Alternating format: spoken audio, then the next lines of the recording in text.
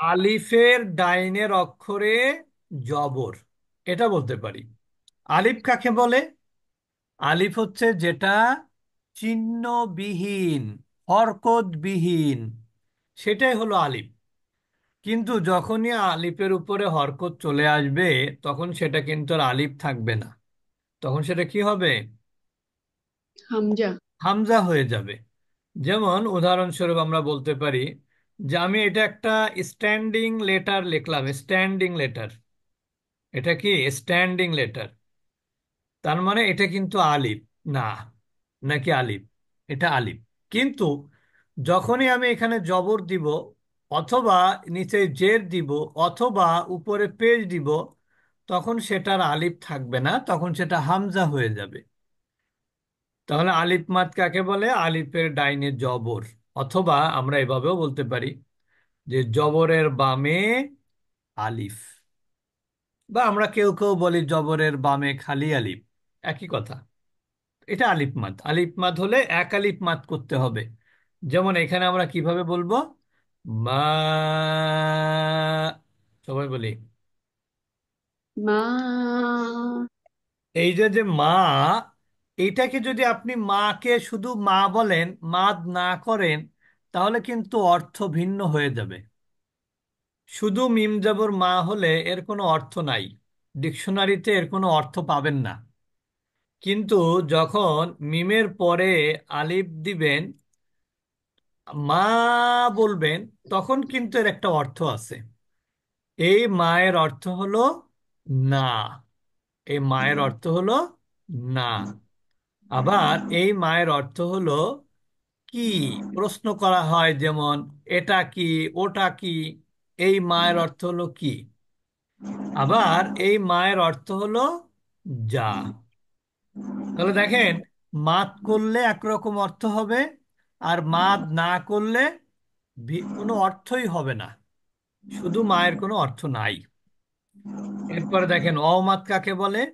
Wow সাকিন তার পূর্বের অক্ষরে পেশ। অথবা আমরা এভাবেও বলতে পারি যে পেশের বামে জজম বা সাকিনওয়ালা ওয়াও, এটা হলো ওয়াও মাদ। তাহলে পেশের বামে জজম বা সাকিনালা ওয়াও। জজম বা সাকিন কেন বলছি? কেউ কেউ জজমকে, সাকিনকে, সাকিন আমরা যেটাকে সাকিন বলি, সেটাকে কেউ কেউ জজম বলে। আবার আমরা ওই একই জজমকে আবার আমরা সাকিন বলি। হরকত কিন্তু একটাই, কিন্তু আমরা কেউ কেউ জজমও বলি, আবার কেউ সাকিনও বলি। কোনোটাই মানে ভুল না, দুটোই বলা যায়, ঠিক না? তাহলে মু, সবাই বলি। মু। এরপরে হলো ইয়ামাত। ইয়ামাত কাকে বলে? ইয়া সাকিন তার ডাইনে জের। তাহলে এটা কি মাদ হবে? ইয়ামাদ হবে। ইয়া ইয়াম। সাকিন তার ডাইনে জের হলে সেটা হবে ইয়ামাত। ইয়ামাদ। তাহলে আলিফ ইয়ামাত। মাদ কাকে বলে? আলিফের ডাইনে জবর। আর ওয়াও মাদ কাকে বলে? ওয়াও সাকিনের ডাইনে পেশ। ইয়া মাদ কাকে বলে? ইয়া সাকিনের ডাইনে জের। জের। জি। তাহলে আলিফ মাদের ক্ষেত্রে আলিফটা খালি থাকবে, আর ওয়াও মাদের ক্ষেত্রে ওয়াও সাকিন তার ডাইনে কিন্তু কি হবে? পেশ হবে, পেশ। তার পেশ ডাইনে হবে। পেশ হবে। পেশ। পেশ। আর ইয়া আমাদের ক্ষেত্রে ইয়া সাকিন তার ডাইনে জের জি। হবে। তাহলে জের। আলিফ মাদও এক আলিফ মাদ, ওয়াও মাদও এক আলিফ মাদ, ইয়া মাদও এক। কালিক মার। বুঝেছেন? সবাই কি বুঝেছেন? জি ওস্তাদ। আচ্ছা, তাহলে এইটাকে আমরা বেসিক মাদ বলি। এই যে যে আলিফ মাদ, ওয়াও মাদ, ইয়া মাদ, এটাকে আমরা আবার কি মাদ বলি? বেসিক মাদ। বেসিক মান। এটাকে আমরা আবার বেসিক মাদ বলি, অর্থাৎ মৌলিক মাদ। এবং মৌলিক সবগুলো কিন্তু একালিপ পরিমাণ মাদ হবে, একালিপ পরিমাণ মাদ হবে। মাথা। তাহলে আমাদের বেসিক মাদ হচ্ছে আলিফ মাদ, ওয়াও মাদ, ইয়া মাদ। ইয়া। আলিফ মাদ, ওয়াও মাদ, ইয়া মাদ। ইয়াম। এটা হলো কি? বেসিক মাদ, আলিফ মাদ, অও মাদ, ইয়ামাদ। দুটোই হচ্ছে বেসিক মাদ। ক্লিয়ার? আর এইগুলো কয় আলিফ মাদ হবে? একালিপ। এক আলিফ একালিপ মাদ মাদ হবে, এগুলো করে বলতে সবই এক আলিফ পরিমাণ মাদ হবে। এবং এখন প্রশ্ন হলো, এক আলিফ মাদ বললাম, আসলে এক আলিফ মাদের ডিউরেশন কত? এক আলিফ মাদের ডিউরেশন কত? তার উত্তরে আমরা বলি যে এক আলিফ মাদের ডিউরেশন হচ্ছে, আপনার আঙ্গুল আপ ডাউন করবেন, উপর উঁচু করবেন, নামাবেন, এই যে স্বাভাবিক গতিতে দুইবার উঁচু মানে উঠাতে নামাতে যে সময়ের প্রয়োজন হয়, সেইটাই হলো এক আলিফ মাদ। সেটাই কি একালিপ মাদ। এক আলিফ মাদের সময়সীমা। সবাই সীমা। এটা হলো এক আলিফ মাদের সময়সীমা। সবাই সীমা। এরপরে দেখেন, এই যে যে আলিফ মাদ, এই আলিফ মাদের সেইম মাদ হচ্ছে খাড়া জবর। আলিফ মাদের সেইম মাদ কি? খাড়া জবর। আর ওয়াও মাদের সেইম মাদ হচ্ছে উল্টা পেশ। আর ইয়া মাদের সেইম মাদ কি? খাড়া খারাজের। যে। আমি একটা উদাহরণ দিলে আপনাদের কাছে পরিষ্কার হবে। যেমন মনে করেন, এই যে দেখেন, এটা কিন্তু হা, তাহলে এটা কি আলিফ মাদ না? হা আলিফ জবর হা, তাই না? জি। কিন্তু আপনি যদি এখানে হা খাড়া জবর দেন, তাহলে এই হা আলিফ জবর হা আর এই খাড়া জবর হা, এটা কিন্তু একই মাদ, একই রকম উচ্চারণ। এটাও হা, এটাও হা। আবার যদি দেখেন হা ওয়াও পেশ হু। হু, এখন যদি আপনি এখানে হার উপরে উল্টা পেশ দেন, তাহলে কি হবে? একই উচ্চারণ, একই সাউন্ড। তাহলে হু, এটাও হু, আবার এটাও কিন্তু হু। আবার দেখেন হা ইয়াজের হি, এটাও হি। আবার হার নিচে যদি খাড়াজের দেন, তাহলে এটাও হি। কোনো উচ্চারণে এবং মাদের পরিমাণে কোনো পার্থক্য নাই। তাহলে এই ছয়টাকে আমরা কি বলবো? বেসিক মাদ। বেসিক মাদ। তাহলে আলিফ মাদ হচ্ছে আলিফের ডাইনে জবর অথবা খাড়া জবর। ওয়াও মাদ হচ্ছে ওয়াও সাকিনের ডাইনে পেশ অথবা উল্টা পেশ, একই উচ্চারণ, একই মাদ। ইয়া মাদ হচ্ছে ইয়া সাকিনের ডাইনে জের অথবা খাড়া জের। খারাজের। এই ছয়টা হচ্ছে কি মাদ? আলিফ। বেসিক মাদ। বেসিক মাদ। বেসিক মাদ। এই সবগুলো কিন্তু একালি পরিমাণ মাদ হবে। এই বেসিক মাদ ছাড়া অন্য কোনো মাদের অস্তিত্ব আপনি খুঁজে পাবেন না। অন্য যে মাদ আছে, তিন আলিফ, চার আলিফ, এগুলো কার উপরে নির্ভর করে? বেসিক মাদের উপরে, ঠিক না?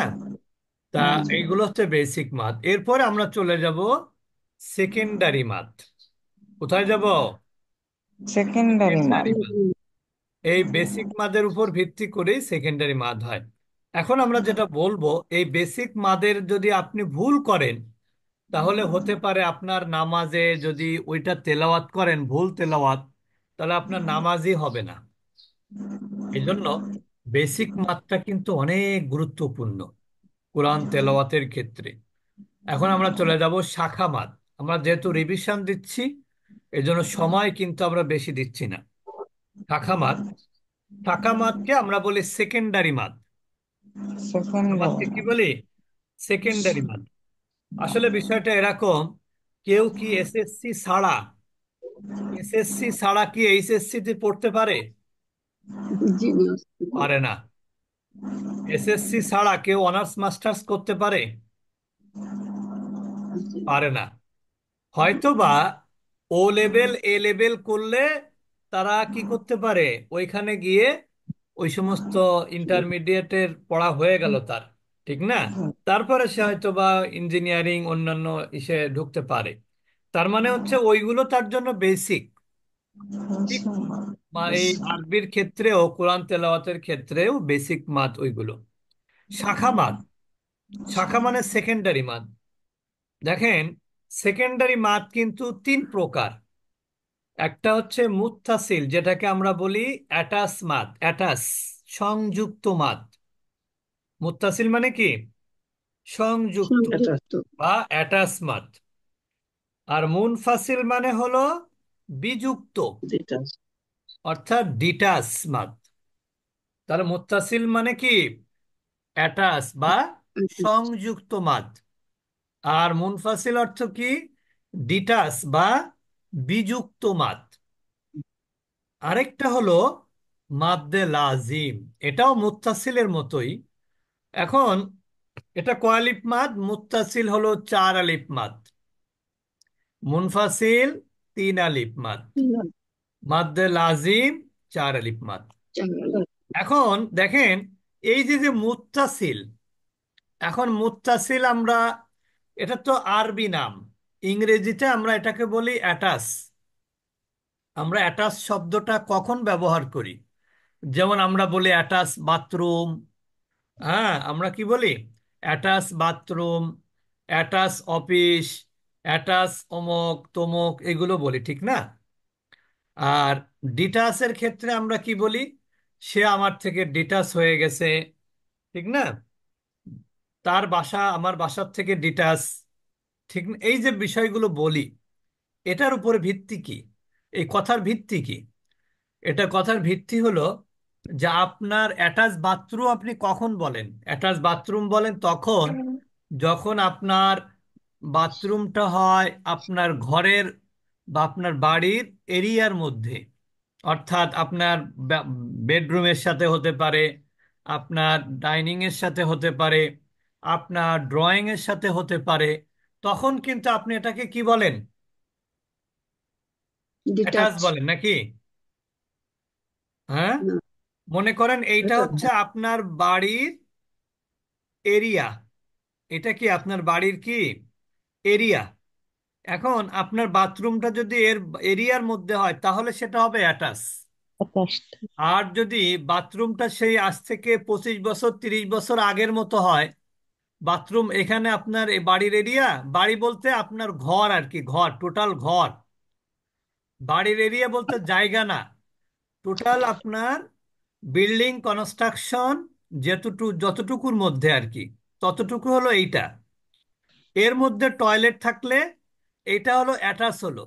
কিন্তু টয়লেটটা যদি এইখানে হয় তাহলে সেটা কি হবে? ডিটাচ। সেটা কি ডিটাচ। হবে? ডিটাচ হবে। তা বে- এই মুত্তাসিল মাদ্দে মুত্তাসিলের ক্ষেত্রেও কিন্তু এই এই সিস্টেম। যদি আপনার, সেটা আমরা আসবো এখন। তাহলে মুত্তাসিল মানে কি? অ্যাটাচ, তার মানে কি ঘরের মধ্যে। আর মুনফাসিল মানে কি? ঘরের ডিটাচ। বাহিরে।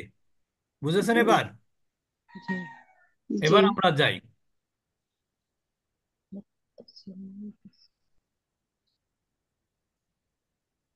এইখানে, দেখেন এই যে যে একটা শব্দ, না এটা, এটা কি একটা শব্দ? কিভাবে বুঝলাম শব্দ?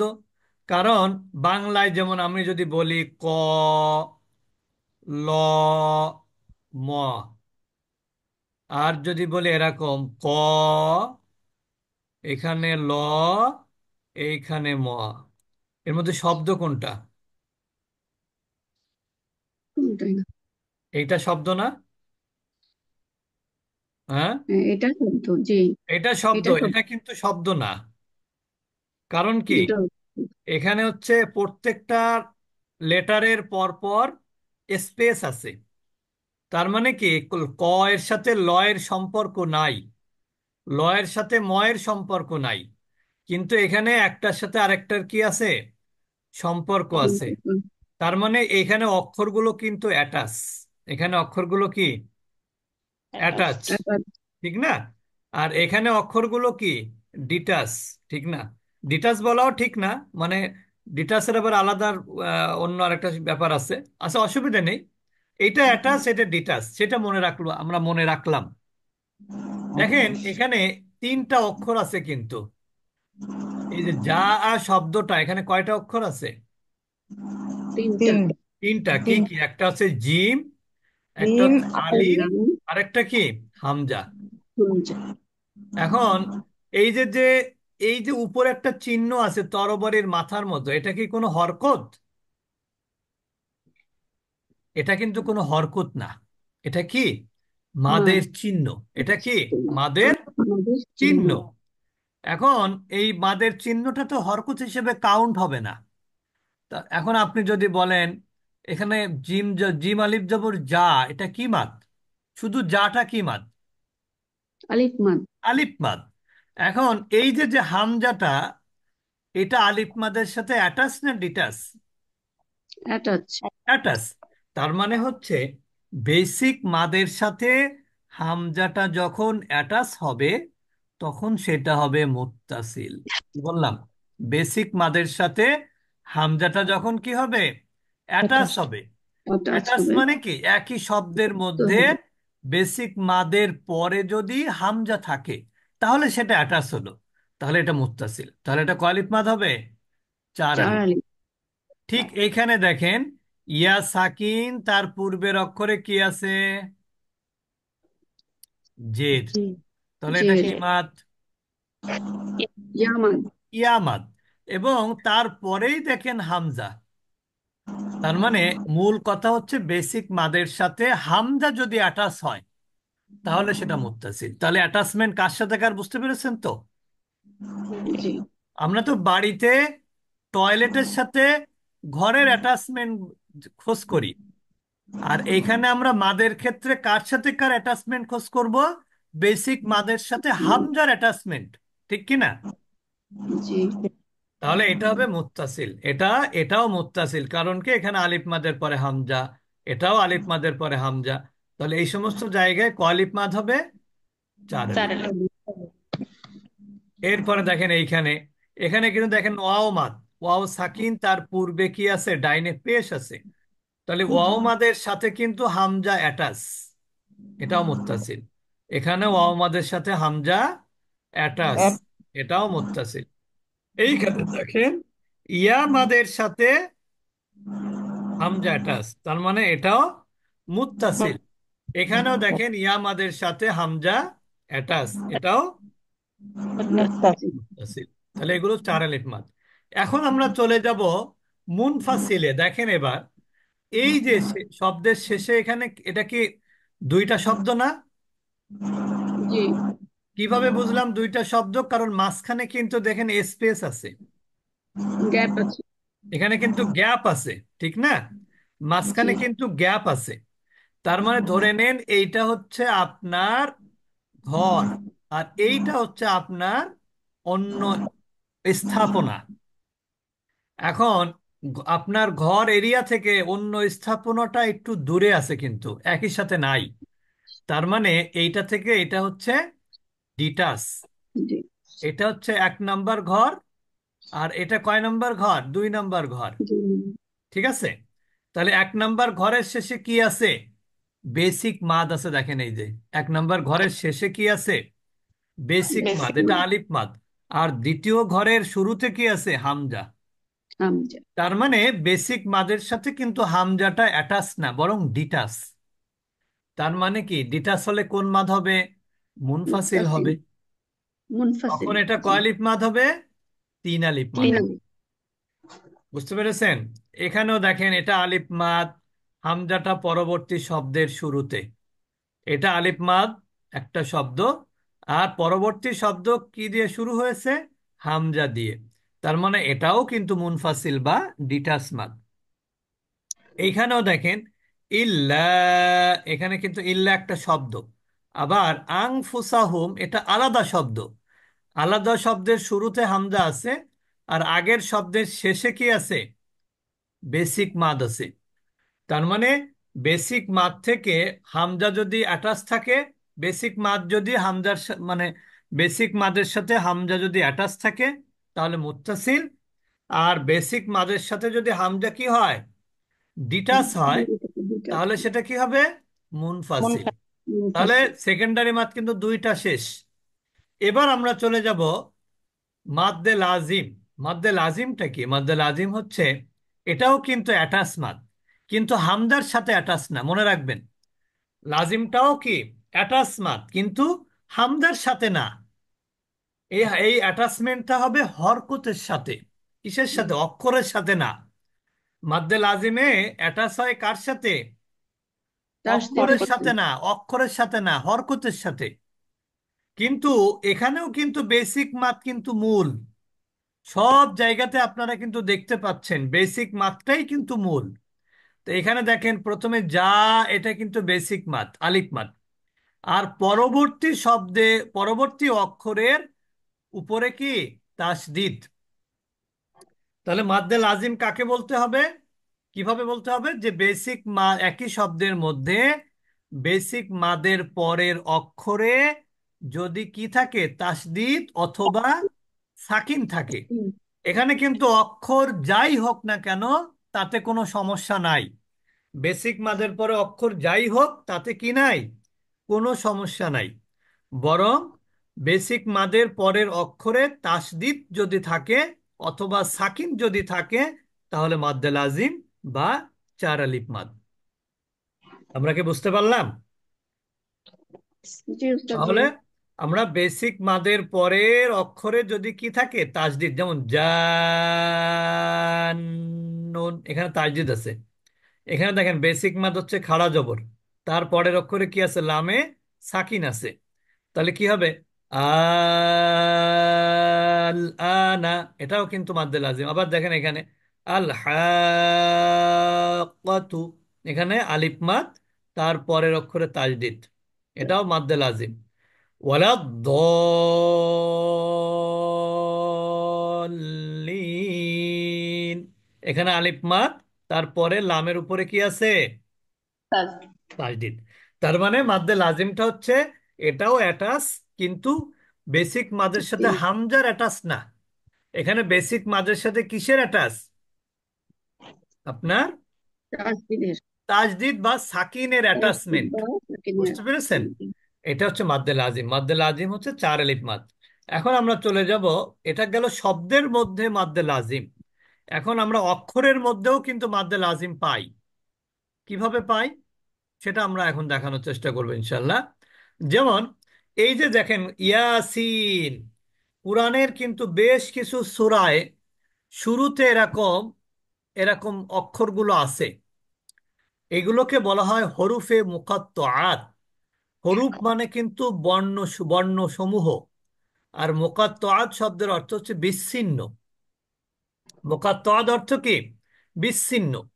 এখানে বিচ্ছিন্ন কেন বলা হলো? তার কারণ হলো এখানে কিন্তু আমরা এই সমস্ত বর্ণের উচ্চারণটা করি শুধুমাত্র, শুধু বর্ণের উচ্চারণ করি। এখানে কিন্তু দেখেন কোনো জবরদের পেশ নাই, এখানে কোনো কি নাই?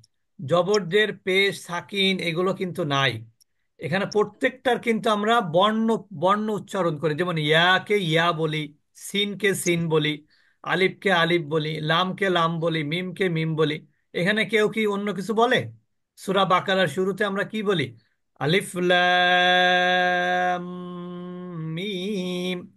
আমরা এখানে কি অক্ষরের উচ্চারণ করলাম নাকি শব্দের উচ্চারণ করলাম? বলেন। সব। শব্দের উচ্চারণ করি। এখানে অক্ষরের উচ্চারণ করলাম। কারণ আলিফ একটা অক্ষর, লাম একটা অক্ষর, মিম একটা অক্ষর। আমরা কিন্তু আলিফকে আলিফ বলেছি, লামকে লাম বলেছি, মিমকে মিম বলেছি। তার মানে এটা কিন্তু অক্ষরের উচ্চারণ, ঠিক না? এই জন্য এটাকে বলা হরফে মুকাত্তাআত। এখন কথা হলো এইগুলো আসলে কোন মাদ? এইগুলো মাদ্দে লাজিম। কোনটা কোনটা মাদ্দে লাজিম মনে রাখবেন। আমরা যেমন ইংরেজি, বাংলা, বাংলা না ইংরেজি এক একটা অক্ষর উচ্চারণ করতে গেলে আরেকটা অক্ষরের কি লাগে? সাহায্য লাগে। যেমন এইস, এইস বানান কি বলেন তো? এ সি ই- ই- ই। এই। যেমন জি, জি একটা শব্দ, বর্ণ, ঠিক না? এই জি বানান করতে গেলে কি কি লাগে? জেড ডাবল ই, ঠিক না? তারপরে মনে করেন আপনি যদি এফ, এফ বানান করতে গেলে আপনি ইচ্ছা করলে এ এফ করতে পারেন অথবা ইএফ করতে পারেন। তার মানে কি? এফ বানান করতে গেলে কয়টা বর্ণ লাগতেছে? দুইটা। জি বানান করতে কয়টা বর্ণ দুটো। লাগে? তিনটা। এইচ বানান করতে কয়টা বর্ণ লাগে? তিনটা। যেমন একটা ওষুধ আছে না, তিনটা। এইচ প্লাস, এইচ প্লাস কি কখনো এইভাবে লেখা দেখেছেন? তিনটা। যে এইচ তারপর একটা প্লাস চিহ্ন, জি।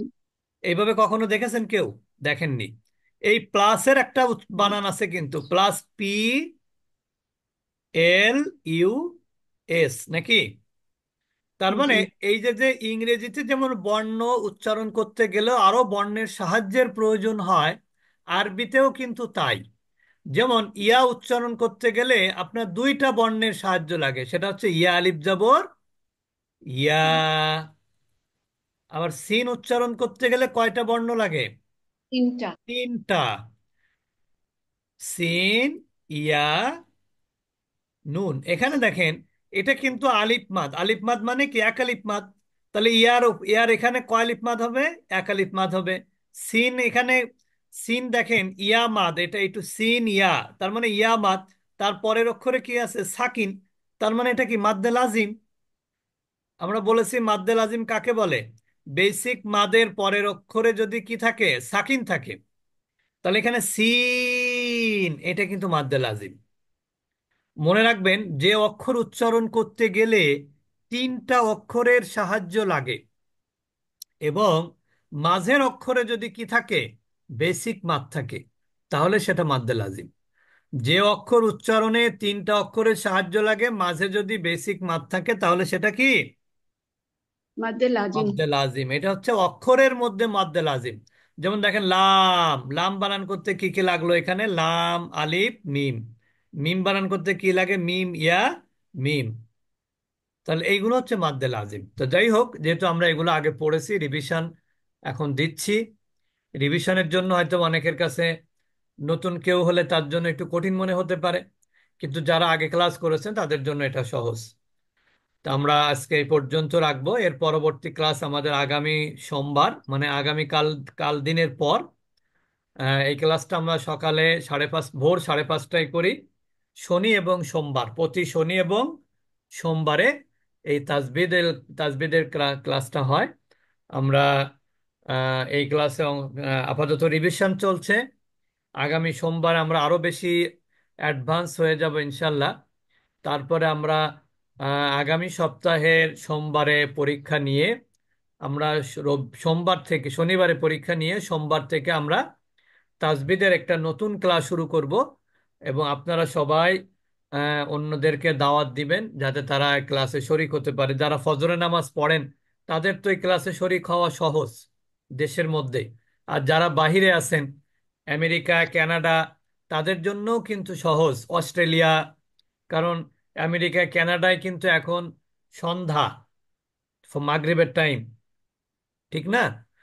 যারা চাকরি করেন তাদের জন্য সুবিধা, যারা বাসায় থাকেন তাদের জন্য সুবিধা।